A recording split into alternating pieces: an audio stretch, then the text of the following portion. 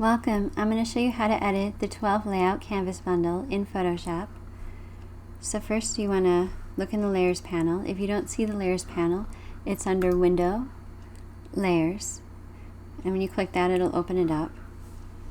And first you want to open up this Canvas's layer group by clicking this little arrow. And you want to find your desired canvas layout. And then you just want to double click on the thumbnail icon for your desired canvas layout. It'll say design hyphen. And then when we double click that thumbnail icon, it'll open up the smart object. And we just want to copy and paste our art in there. To do that, we'll go to File, Open, and then we'll find our art.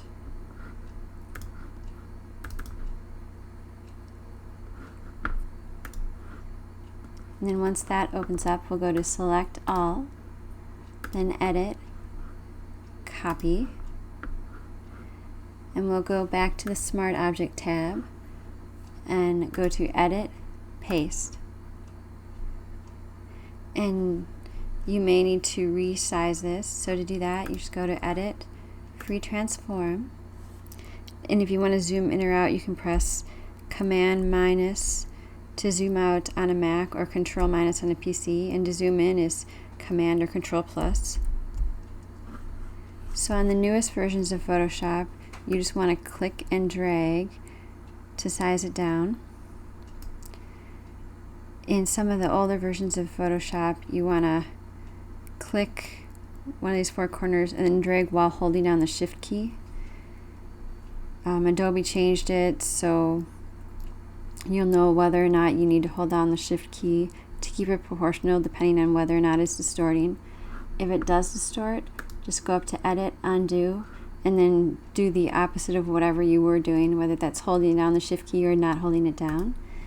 And once you've got it sized appropriately, just go to File, Save. And you can click this little X up here to close the Smart Object, and you can close your graphics. And then you'll see it helpfully added the design right to the canvas for us. Now to select your background, you want to click this little box next to the layer group that says Backgrounds to turn the backgrounds on. And then you can click this little arrow to open up that layer group, and you'll see 6 different backgrounds. You can just click the eye icons to toggle the layers on and off.